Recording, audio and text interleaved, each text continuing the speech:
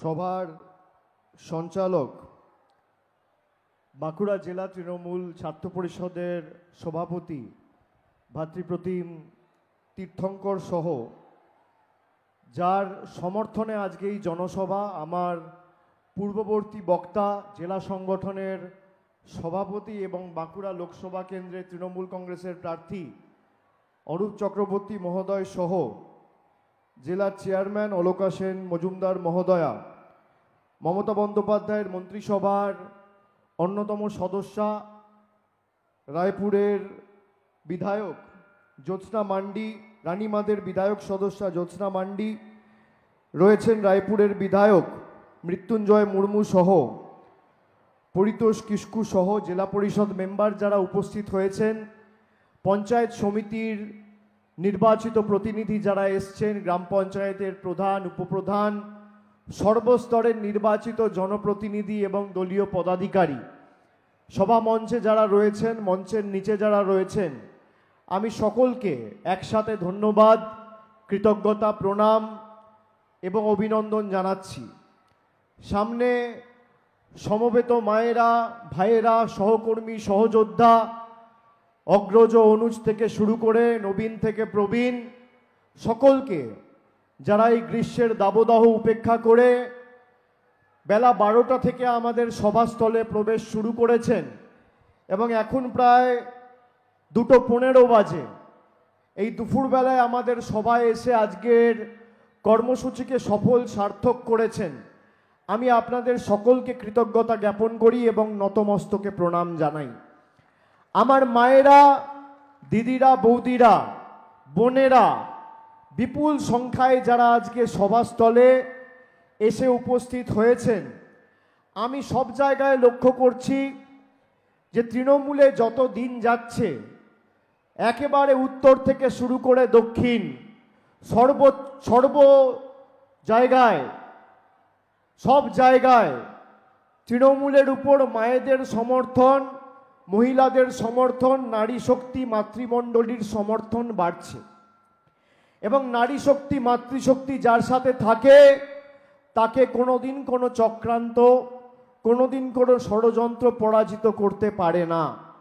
যে সংখ্যায় আমার মায়েরা উপস্থিত হয়েছে, আমার কন্যাশ্রীর বোনেরা এবং লক্ষ্মীর ভাণ্ডারের মায়েরা, আমি আপনাদের কৃতজ্ঞতা জানাচ্ছি এবং আগামী দিন আপনাদের সমর্থনের কারণেই তৃণমূল যেভাবে উন্নয়নের জোয়ার এবং অশ্বমেধের ঘোড়াই বাঁকুড়া জেলায় 2011 সাল থেকে শুরু করেছে, সেটা আরও দাপটের সাথে ছুটবে, এই কথাই আমি আপনাদের বলতে এসছি। সালতোরা বিধানসভা কেন্দ্রে আমি নবজোয়ার কর্মসূচি করার সময়, গত বছর ঠিক এই সময় আমি যখন পূর্ব পশ্চিম বর্ধমান করে আমি দুর্গাপুর হয়ে, সালতোরা হয়ে, ছাতনা হয়ে বাঁকুড়া টাউনের দিকে যাচ্ছিলাম, রাত্রি 10টা-11টার সময় রাস্তার দুধারে মায়েরা দাঁড়িয়ে উলুধ্বনি, শঙ্খধ্বনি, ফুল পুষ্প বর্ষণ করে কার্যত আমাদের আশীর্বাদ সমর্থন জানিয়েছিল। আমি রাত্রি 10টার সময় ছাতনা দিয়ে যাচ্ছিলাম, 11টার পর বাঁকুড়া শহরে ঢুকেছি, তখনও রাস্তার দুধারে লোক। আমাকে রাস্তায় যেতে যেতে কত মায়েরা, দিদিরা, বৌদিরা, ভাইয়েরা, রাস্তার দুধারে মানুষ ভিড় করে বলেছিল যে বাবা 100 দিনের কাজ করেছি, আজকে প্রায় 2-2.5 বছর হয়ে গেছে, আমরা টাকা পাইনি, আমাদের টাকাটা আনার একটু ব্যবস্থা করো। কত মায়েরা বলেছিল মূল্যবৃদ্ধির এই সময়কালে 500 টাকার লক্ষ্মীর ভাণ্ডারে আর ঘর সংসার চলছে না, বাবা দিদিকে বলো না একটু লক্ষ্মীর ভাণ্ডারটা বাড়াবে।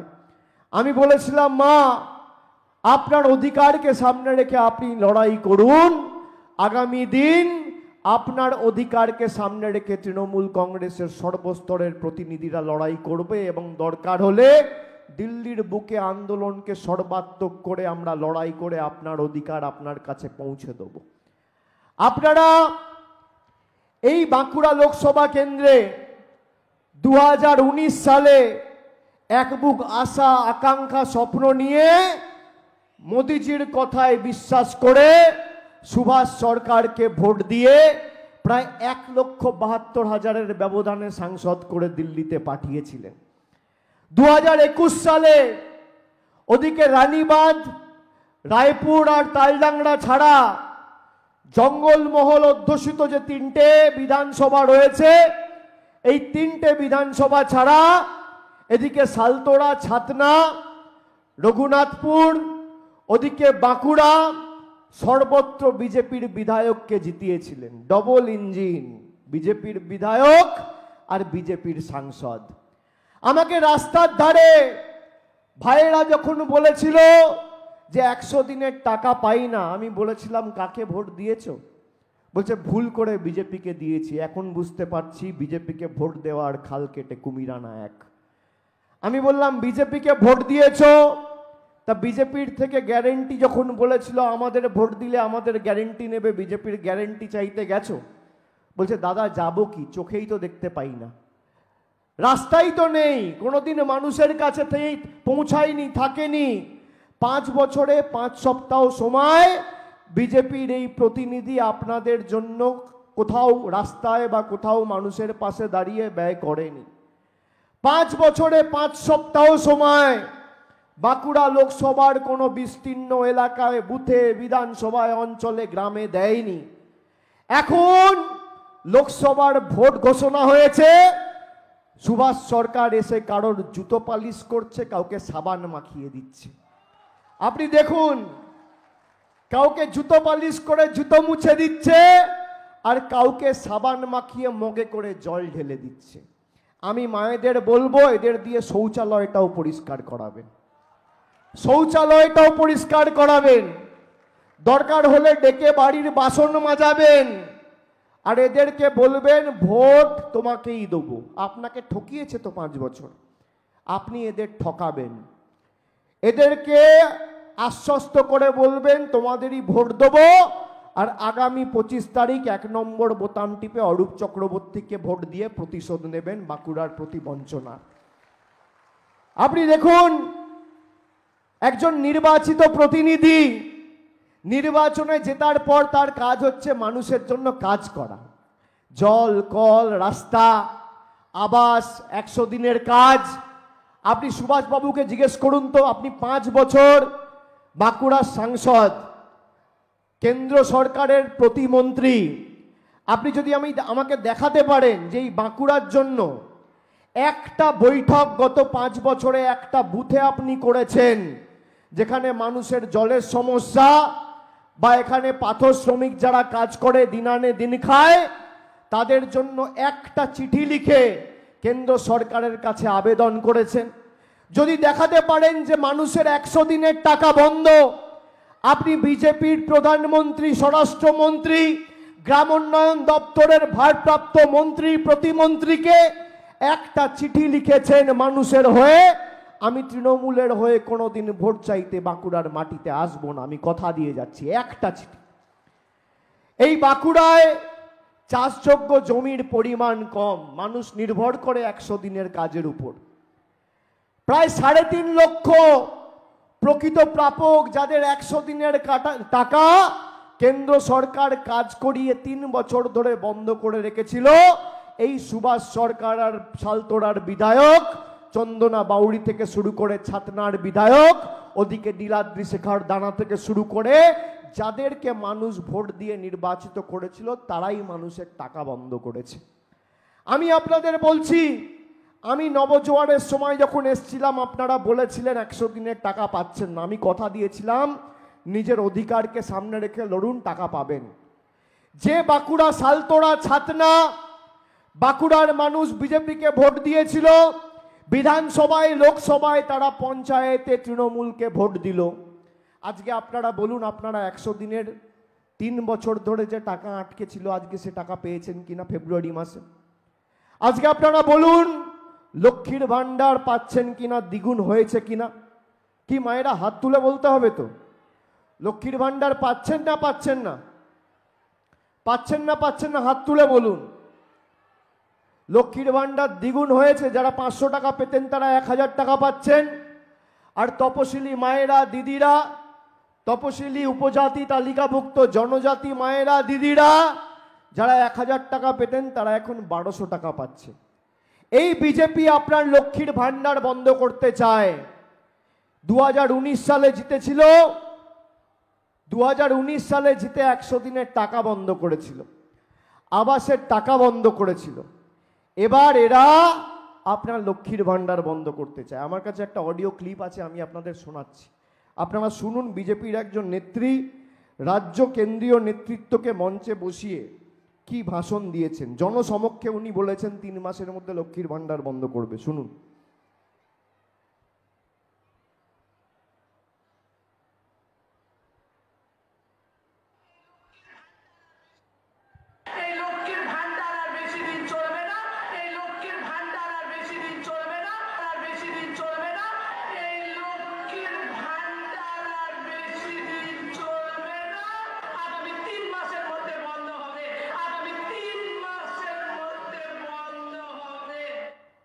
সবাই শুনলেন?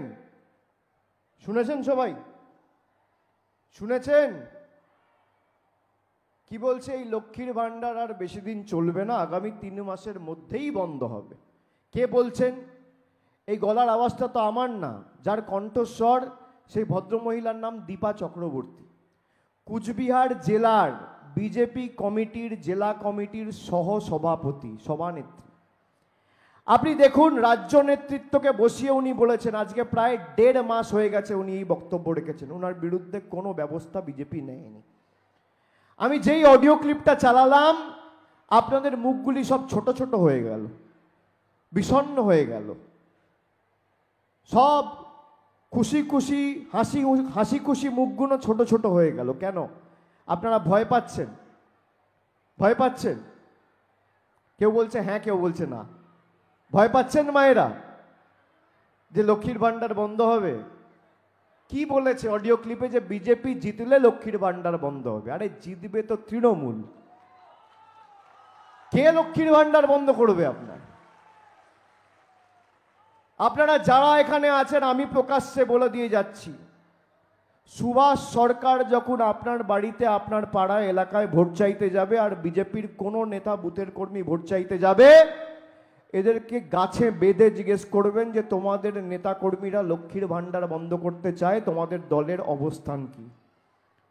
আর আমি আপনাকে কথা দিচ্ছি, যতদিন তৃণমূলের প্রতিনিধিরা এই বাঁকুড়া জেলায় থাকবে আর অরূপ চক্রবর্তী জিতবে, আমাদের সরকার থাকবে, আপনার লক্ষ্মীর ভাণ্ডার আমরা বুক দিয়ে আগলে রাখবো। কেউ আপনার লক্ষ্মীর ভাণ্ডার স্পর্শ করতে পারবে না, আমাদের গ্যারেন্টি। যেভাবে আপনারা প্রতি মাসে লক্ষ্মীর ভাণ্ডার পাচ্ছেন, যতদিন বাংলায় মমতা বন্দ্যোপাধ্যায়ের তৃণমূলের মামাটি মানুষের সরকার থাকবে, মাসের 3 তারিখের মধ্যে আপনারা লক্ষ্মীর ভাণ্ডার তত দিন পাবেন, কেউ আটকাতে পারবে না। দেশের প্রধানমন্ত্রী চাইলেও আটকাতে পারবে না, দেশের রাষ্ট্রপতি চাইলেও আটকাতে পারবে না, আমাদের গ্যারেন্টি, আমরা কথা দিয়ে যাচ্ছি।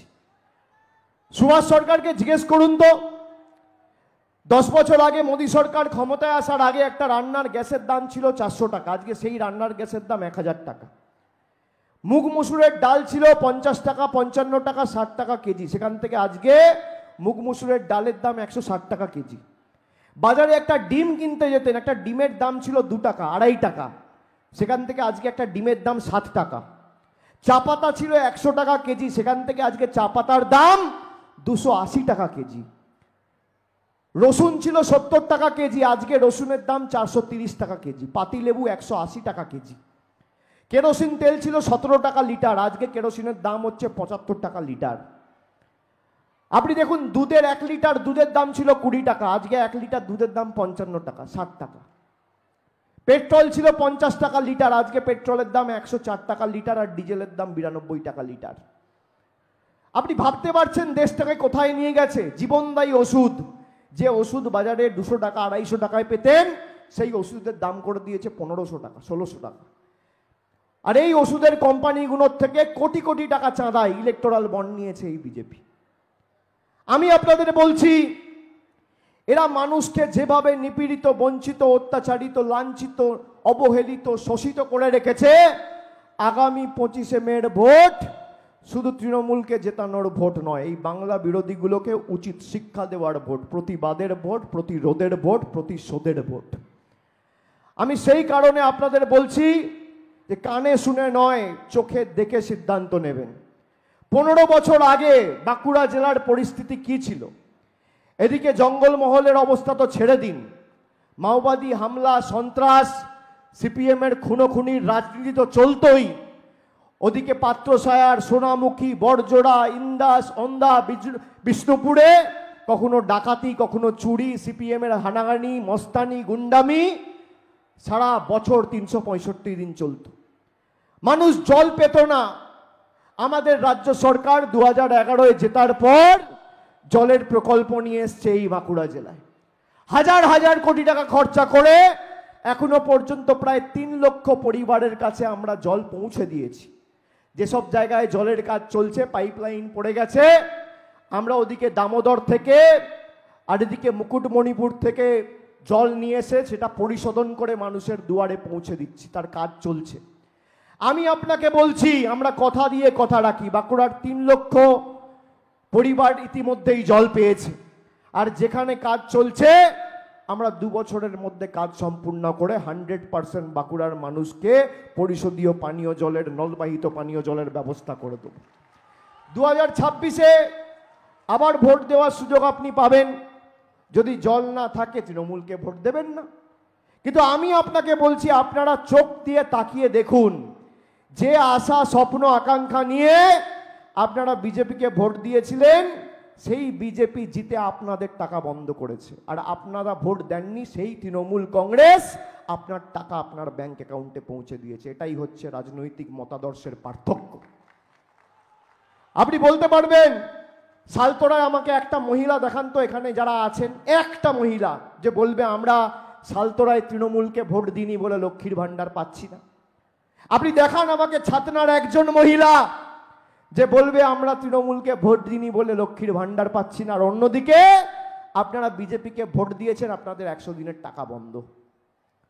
বিজেপির ক্ষমতা থাকলে সুভাষ সরকার আসুক, এখনো সময় আছে। আজকে 21 তারিখ, 23 তারিখ অবধি প্রচারের সময় আছে। আমি চ্যালেঞ্জ করছি, আপনি জায়গা বেছে নিন, আপনি আপনার রিপোর্ট কার্ড নিয়ে আসুন, আর আমি 13 বছরের আমাদের মামাটি মানুষের সরকারের রিপোর্ট কার্ড নিয়ে আসবো। আপনার নরেন্দ্র মোদী সরকার 10 বছরে বাঁকুড়ার জন্য কি করেছে, আর আমাদের মামাটি মানুষের সরকার প্রত্যাশিত ফল না হওয়ার পরেও বাঁকুড়ার মানুষের জন্য কি করেছে। ভোকাট্টা করে তথ্য পরিসংখ্যানকে সামনে রেখে মাঠের বাইরে বার করে দেবো, নইলে আমার নাম অভিষেক বন্দ্যোপাধ্যায় নয়। কি মায়েরা বলুন, তথ্য পরিসংখ্যানকে সামনে রেখে লড়াই করা উচিত কিনা? যারা লক্ষ্মীর ভান্ডার আপনার বন্ধ করতে চায় তাদেরকে যোগ্য জবাব দেওয়া উচিত, হ্যাঁ কি না? যারা মহিলাদের সম্ভ্রম লুণ্ঠিত করেছে, সন্দেশখালি করে বাংলাকে অপমান করেছে, তাদের যোগ্য জবাব দেওয়া উচিত, হ্যাঁ কি না? যারা আপনার 100 দিনের টাকা বন্ধ করেছে তাদেরকে যোগ্য জবাব দেওয়া উচিত, হ্যাঁ কি না? আপনি দেখুন, 3 দিন আগে প্রধানমন্ত্রী এসেছিল বাঁকুড়ার বিষ্ণুপুরে, ওন্দায়। আপনি দেখুন 10 বছরে একটা বাঁকুড়ার জন্য কাজ করেছে, বলেছে যে আমি বাঁকুড়ার জন্য এই করেছি বা বাঁকুড়ার জন্য এই করব তো ছেড়ে দিন, এদের সরকার ক্ষমতায় আসছে না, এদের বিসর্জন সময়ের অপেক্ষা। আমি 3 মাস ধরে রাস্তায়, আমি মানুষের চোখের মুখের ভাষা বুঝি। এই যে এত লোক আজকে এসছে, কটা বাজে এখন? 2:30-2:30-র সময় এই এত লোক যখন মাঠে বসে রয়েছে, তারা কি আমার মুখ দেখতে এসছে না আমার কথা শুনতে এসছে? আমার মুখ দেখতেও আসেনি, আমার কথা শুনতেও আসেনি। তারা সিদ্ধান্ত নিয়ে এসছে যে 25 তারিখ গরম যতই বাড়ুক, পড়ুক, বৃষ্টি হোক, বাদল হোক, ছাতা নিয়ে দাঁড়িয়ে, লাইনে দাঁড়িয়ে 1 নম্বর বোতাম টিপে তৃণমূলকে ভোট দিয়ে বহিরাগতদের জামানত বাজেয়াপ্ত করবে। সিদ্ধান্ত নিয়ে মানুষ এসছে। মানুষ 6টার সময় যদি মিটিংয়ে যায় না, মানুষ সিদ্ধান্ত নিয়ে যায় না। যখন 12টার সময় বাড়ি থেকে বেরোয় বা প্রবেশ করে সভাস্থলে, তখন সিদ্ধান্ত নিয়ে আসে। এক পেটে খেয়ে যখন সবাই আসে, তখন সিদ্ধান্ত নিয়ে আসে যে এই বাংলা বিরোধীগুলোকে উচিত শিক্ষা আগামী দিনে 1 নম্বর বোতাম টিপে দেবো। আমি আপনাদের বলছি, এখানে পাথর শ্রমিক যারা কাজ করেন, আমি নবজোয়ারের সময় এসেছিলাম, আমি 50 জনের সাথে আলাদা করে বৈঠক করেছিলাম। আমরা তারপর কাজ শুরু করেছিলাম, কেন্দ্র সরকার বন্ধ করেছে। আর আমি আপনাদের কথা দিচ্ছি, আগামী 25 তারিখ যখন আপনারা ভোটটা দিতে যাবেন, তখন মাথায় রাখবেন এই জনবিরোধী বিজেপি সরকারের কেন্দ্রে মেয়াদ হচ্ছে আর 10 দিন। 4 তারিখ দেশে পরিবর্তন হবেই, কেউ আটকাতে পারবে না। আর সেই ভারতবর্ষে সংবেদনশীল গণতান্ত্রিক প্রগতিশীল সরকার তৈরি হওয়ার 3 মাসের মধ্যে এই সমস্যার সমাধান আমরা করব, আমরা কথা দিয়ে যাচ্ছি, এটা আমাদের গ্যারেন্টি, আমাদের গ্যারেন্টি। প্রধানমন্ত্রী এসে বলেছে আমরা আবাসের জন্য টাকা পাঠিয়েছি। আমি আপনাদের বলছি, এখানে ক্যামেরা আছে, আপনাদের হাতে মোবাইল ফোন আছে, আমার কথা রেকর্ড করুন। ওই যে বললাম বিজেপির নেতা কর্মীরা যদি ভোট চাইতে যায় মিথ্যে কথা বলছে বলে গাছে বেঁধে রাখবেন, মারবেন না, খালি বেঁধে রাখবেন। কোন রকম কোনোভাবে শারীরিক আক্রমণ করবেন না, খালি গাছে বেঁধে রাখবেন, আমায় ফোন করবেন, আমরা প্রতিনিধি পাঠাবো রিপোর্ট কার্ড নিয়ে। আপনি শুনে রাখুন 2017-18 থেকে যে আবাসের তালিকা তৈরি হয়েছে আর 2021-এ বাংলায় হেরে যাওয়ার পর 10 পয়সা বাড়ির জন্য আবাসের জন্য কেন্দ্র সরকার রাজ্যকে দেয়নি। আর যদি প্রধানমন্ত্রী শ্বেতপত্র প্রকাশ করে প্রমাণ করতে পারে আর সুভাষ সরকার প্রমাণ করতে পারে যে হাজার হাজার কোটি ছেড়ে দিলাম, 500 কোটি ছেড়ে দিলাম, 10 পয়সা কেন্দ্র সরকার দিয়েছে 21-এ হারার পর, আর আবাস প্লাস তালিকায় 18-র পর থেকে যে সমীক্ষাগুলো হয়েছে 6 বছর ধরে যারা আবাসের জন্য আবেদন করেছেন, যদি প্রমাণ করতে পারে যে 21-এ হারার পর 10 পয়সা দিয়েছে, আমি রাজনীতির আঙিনায় পা রাখবো না। আমি এত বড় কথা আপনাদের বলে দিয়ে যাচ্ছি, এদের সব মিথ্যে। পায়ের নখ থেকে শুরু করে মাথার চুল সব 2 নম্বরই। আপনি দেখুন গতকাল বিজেপির উড়িষ্যার পুরীর প্রার্থী কি বলেছে শুনেছেন? বলছেন প্রভু জগন্নাথ মোদিজির ভক্ত। আমরা যারা প্রভু জগন্নাথের পুজো করি, আমরা বাড়ির সিংহাসনে ঠাকুরের পুজোর আসনে যদি মা কালী থাকে, তার পাশে লক্ষ্মী গণেশ থাকে, তার পাশে দেবাদিদেব মহাদেবের ছবি থাকে, আর এক পাশে বা সামনে প্রভু জগন্নাথের ছবি রাখি। সেই প্রভু জগন্নাথকে বলছে যে প্রভু জগন্নাথ মোদিজির ভক্ত। আপনারা ভাবুন কত দম্ভ, কত উদ্ধত্ত, কত অহংকার এদের। বাংলার মানুষকে অপমান করা থেকে শুরু করে ঠাকুরকে মোদিজির ভক্ত বানানো। আমাদের বলছে বাঙালি আমরা মাছ খাই বলে আমরা নাকি দেশ বিরোধী। আপনারা কারা মাছ খান একটু হাত তুলুন তো, কারা মাছ মাংস ডিম খান একটু হাত তুলুন, লজ্জা পাবেন না, হাত তুলুন, সবাই হাত তুলুন যারা খান মাছ মাংস ডিম খান। প্রধানমন্ত্রী বলছে আমরা মাছ মাংস ডিম খাই বলে আমরা দেশ বিরোধী। আপনারা একমত? আপনারা একমত? সুভাষ সরকারকে জিজ্ঞেস করবেন তো তোমার অবস্থান কি? এই যে প্রধানমন্ত্রী বলেছে সিদ্ধারা নেই, তো সিদ্ধারাটা দিল্লির বুকে বিক্রি করা। একটা গ্রামে একটা খুঁটি পুঁতে 10 ওয়াট বাল্ব লাগানোর ক্ষমতা নেই, রিমোট কন্ট্রোলে দিল্লি এদের পরিচালনা করে। আপনার 100 দিনের টাকা নরেন্দ্র মোদীর জনবিরোধী সরকার রিমোট কন্ট্রোলের মতো বোতাম টিপে আপনার টাকা আটকে দিয়েছে, আবাসের টাকা আটকে দিয়েছে। আগামী 25 তারিখ আপনার হাতে আরেকটা বোতাম থাকবে, সেটা হচ্ছে ইভিএম এর বোতাম। আপনাকে প্রমাণ করতে হবে যে নরেন্দ্র মোদীর হাতে যেই রিমোটের বোতামটা রয়েছে সেটার বেশি শক্তি না, আপনার হাতে যে ইভিএম আর ভোট দেওয়ার বোতামটা রয়েছে তার বেশি শক্তি। কার কত তেজ, কার কত ক্ষমতা, কে বেশি শক্তিশালী, সেটা আপনাকে প্রমাণ করতে হবে আগামী 1 তারিখ। বাংলায় কথা আছে ছ্যাঁকড়ার ঠুকঠাক, কামারের একঘা। আপনাকে 5 বছর ধরে বঞ্চিত, লাঞ্ছিত, শোষিত করে রেখেছে। আপনি আগামী 25 তারিখ এক কোপে, এক আঘাতে এদের ছেঁটে ফেলবেন, আর যে কটা ছাইপাস আবর্জনা এদিক ওদিক ছড়িয়ে ছিটিয়ে পড়ে আছে তাদেরকে ঝেঁটিয়ে বিদায় করবেন। এই নির্বাচনে আমি বাঁকুড়ার মানুষের যা স্বতঃস্ফূর্ততা, ভালোবাসা লক্ষ্য করেছি। আমি এই গরমে যারা এসছে তাদেরকে নতমস্তকে প্রণাম জানাচ্ছি। আমি একটা কথা খালি আপনাদের বলে শেষ করব, একটা ছোট্ট গল্পটা বলবো, 2 মিনিটের গল্প বলে শেষ করব। বলি, সবার অনুমতি নিয়ে বলি, 2 মিনিটের গল্প। আপনারা খালি চিন্তা করে দেখবেন আমি ঠিক বলছি না ভুল বলছি। একটা জঙ্গলে একজন সাধু বাবা থাকতো। একটা জঙ্গল ছিল, সেখানে একজন সাধু বাবা থাকতো। সাধু বাবা সারা দিন মানে দিনে 24 ঘন্টার মধ্যে 20 ঘন্টা 22 ঘন্টা বসে ধ্যান করত। এবার জঙ্গল হলে যা হয়, জন্তু জানোয়ার, ইঁদুর, পোকা মাকড়, সাপ সব রয়েছে। তো সেই জঙ্গলে একটা ছোট নেংটি ইঁদুর ছিল। সেই নেংটি ইঁদুরটা খুব কষ্টে থাকতো, খুব ভয়ে ভয়ে থাকতো। তার কারণ যখনই খিদে পেত খাবারের সন্ধানে বেরোতো আর সাপ তাড়া করতো। এইটুকু তো ইঁদুর, নেংটি ইঁদুর। কখনো সাপ তাড়া করছে, কখনো বাজ পাখি এসে ঠোকর মারছে, কখনো চিলে এসে ঠোকর মারছে, কখনো বিড়াল তাড়া করছে। তো নেংটি ইঁদুরটা একদিন খাবারের সন্ধানে বেরিয়েছে, হঠাৎ করে সাপে তাড়া করেছে। তা নেংটি ইঁদুরটা ছুটতে ছুটতে ছুটতে ছুটতে গিয়ে সাধু বাবাটার কোলে গিয়ে বসে পড়েছে। আর সাধু বাবা ধ্যানে মগ্ন, সাধু বাবা চোখ খোলে না। হঠাৎ করে ধ্যান ভাঙার পর সাধু বাবার চোখ খুলেছে। সাধু বাবা দেখছে তার কোলের উপর একটা নেংটি ইঁদুর বসে। তা সাধু বাবা তাকে জিজ্ঞেস করলো, কি হলো বাছা, কি চাই তোমার? তো নেংটি ইঁদুরটা তখন বলছে যে সাধু বাবা, আমি না খুব সমস্যায় পড়েছি।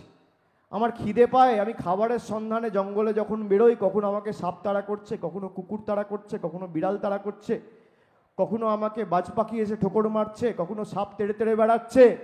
আমি তো আজকে কোনো মতে এসে আপনার কাছে আপনার চরণের স্থান নিয়েছি, আপনি আমাকে বিড়াল করে দিন, তাহলে আর আমাকে সাপে তাড়া করতে পারবেন আর বাজ পাখিতে ঠোকর মারতে পারবেন।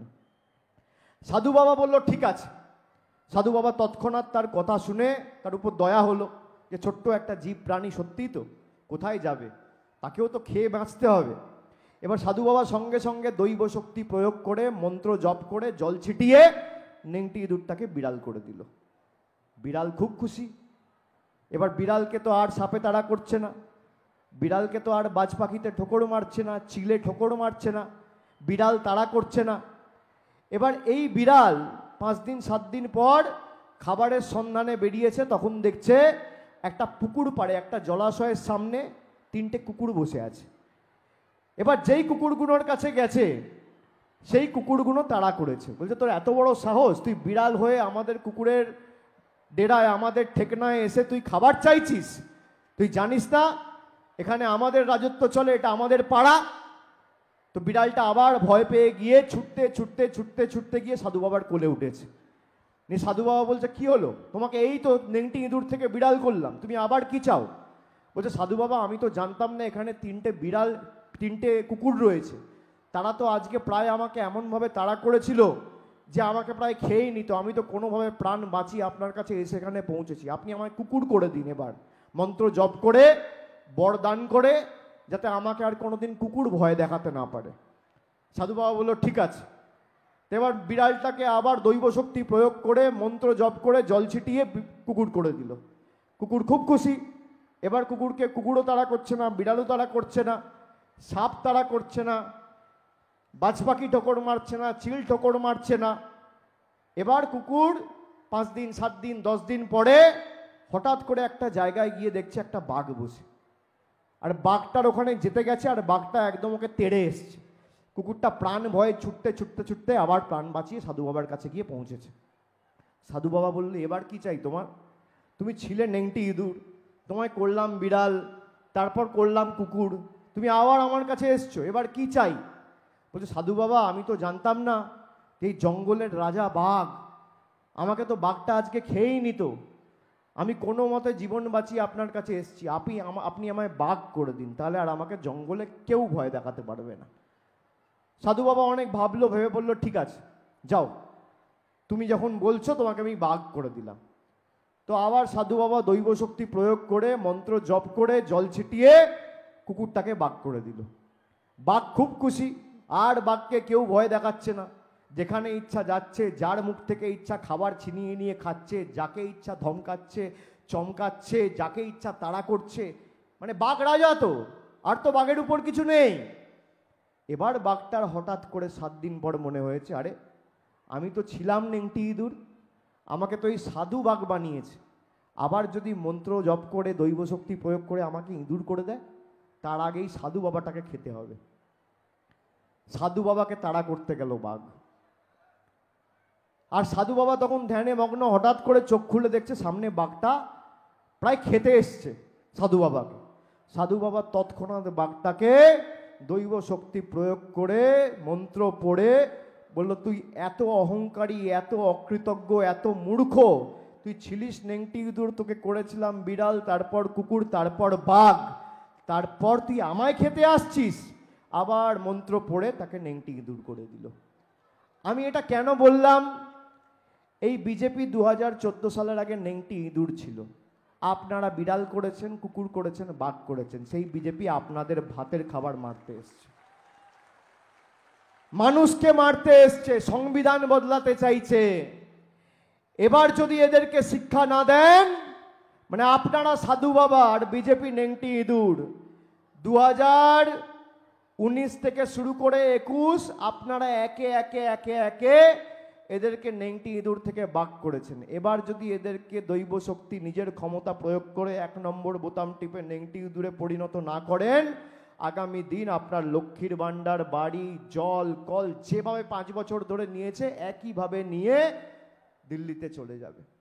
প্রধানমন্ত্রী বলেছেন তৃণমূলের যারা নেতা আছে তাদের বাড়ি বিক্রি করে আমি মানুষকে টাকা দেবো, বাঁকুড়ায় বলে গেছে। আপনি জানেন দিল্লিতে প্রধানমন্ত্রীর বাসভবন তৈরি হচ্ছে কত টাকা খরচা করে? কেউ বলতে পারবে? কেউ বলতে পারবেন? আপনার বাড়ির জন্য সরকার আপনাকে 1.5 লক্ষ টাকা দিতে চাইলে প্রধানমন্ত্রী আটকে রাখছে। আর দিল্লিতে প্রধানমন্ত্রী আর দেশের উপরাষ্ট্রপতির বাসভবন তৈরি হচ্ছে, তার খরচ হচ্ছে 20,000 কোটি টাকা। কার বাড়ি বিক্রি করলে মানুষ বেশি উপকৃত হবে? আমি বাঁকুড়ার মানুষকে জিজ্ঞেস করতে চাই, এই 20,000 কোটি টাকা যদি বাংলায় আসে তাহলে কত মানুষ উপকৃত হবে? কমপক্ষে 20 লক্ষ মানুষ। আমি আপনাদের বলছি, কথা দিয়ে যাচ্ছি, রেকর্ড করে রাখুন, আগামী দিন এই অরূপ চক্রবর্তী আমাদের প্রার্থী বাঁকুড়া থেকে জিতবে। আর অরূপ চক্রবর্তীর হাত ধরে যারা বাড়ির জন্য আবেদন করেছেন, কেন্দ্র সরকার টাকা দিক আর না দিক, আমাদের রাজ্য সরকার তালিকায় যাদের নাম রয়েছে, বাড়ির প্রকৃত প্রাপক যারা, যাদের সত্যি মাথার উপর ছাদের প্রয়োজন, তাদেরকে তাদের ব্যাংক অ্যাকাউন্টে এই বছরের শেষের আগে প্রথম কিস্তির টাকা পৌঁছে দেবে তৃণমূলের এই প্রতিনিধির হাত ধরে। আমি কথা দিয়ে গেলাম, আমাদের গ্যারেন্টি। খালি বিসর্জনটা আপনাদের করতে হবে। করবেন তো মায়েরা, ভাইয়েরা? হবে তো? 5ম দফায় ভোট, এই 6ম দফায় ভোট, 5ম দফা গতকাল হয়ে গিয়েছে। আর 5 দফায় বিজেপির মাথা, ঘাড়, মেরুদণ্ড আর কোমর ভেঙে চূর্ণ বিচূর্ণ হয়ে গেছে। আপনারা হাঁটু আর পাটা ভাঙবেন। আর 7ম দফায় আমি আছি, আমার লোকসভায় ভোট, আমি এদের ঔদ্ধত্য, অহংকার আর দম্ভ ভাঙব, ভেঙে এদের বিসর্জন দেবো, কথা দিয়ে যাচ্ছি। বাঁকুড়া থেকে এবার 2 জন প্রাক্তন হতে চলেছে, এক সুভাষ সরকার আর এক অরূপ চক্রবর্তী। অরূপ চক্রবর্তী হবে প্রাক্তন বিধায়ক, তার কারণ সাংসদ হবে। আর সুভাষ সরকার প্রাক্তন সাংসদ হবে, তার কারণ এই ভোটে উনি গোহারা হারবেন মানুষের কাছে। মানুষ প্রতিরোধের রাস্তা বেছে নিয়েছে। তো আগামী দিন মাথা উঁচু করে জোড়া ফুলে ভোট দেবেন। আর 4 তারিখ ভোট বাক্সটা খুললে বিজেপির 2 নম্বরই জুমলাবাজ পদ্ম ফুলের নেতারা যেন চোখে পদ্ম ফুলের জায়গায় সর্ষে ফুল দেখে। আর এখনো সময় আছে, বিজেপির লোকজনকে ডাকবেন। ওই যে বললাম, বাড়ির শৌচালয়, বাড়ির যা কাজকর্ম আছে এদের দিয়ে করিয়ে নেবেন 2 দিন 3 দিন। ঘর পরিষ্কার করা, শৌচালয় পরিষ্কার করা, কাপড় কাচানো, যা করার উনি জল ঢেলে দিচ্ছেন। আপনি ভাবুন। আর ওনার ছেলের বিরুদ্ধে অভিযোগ যে চিকিৎসাজনিত অবহেলার কারণে একাধিক লোকের প্রাণ গেছে। এই লোকটাকে ভোট দিয়ে আপনি নির্বাচিত করেছেন। আপনি ভাবুন, একদিন মানুষের জন্য বলেনি, রাস্তায় দাঁড়ায়নি, একবার মানুষের পাশে আসেনি, কথা বলেনি। কোভিডের সময় নিজের জীবন বিপন্ন করে তৃণমূল কংগ্রেসের কর্মী সমর্থকরা আপনাদের পাশে এসে দাঁড়িয়েছে। এদেরকে খুঁজে পাওয়া যায়নি। আমি আবার আসবো, আপনাদের কথা দিয়ে গেলাম। এবং 4 তারিখের পর বিজয় মিছিল করতে আমি বাঁকুড়ায় আবার আসবো, আপনাদের সাথে আনন্দ এবং জয় ভাগ করে নেব। সকলকে অনেক ধন্যবাদ, কৃতজ্ঞতা, প্রণাম জানিয়ে আমার বক্তব্য এখানেই শেষ করলাম। জয় হিন্দ, বন্দে মাতারাম, জয় বাংলা।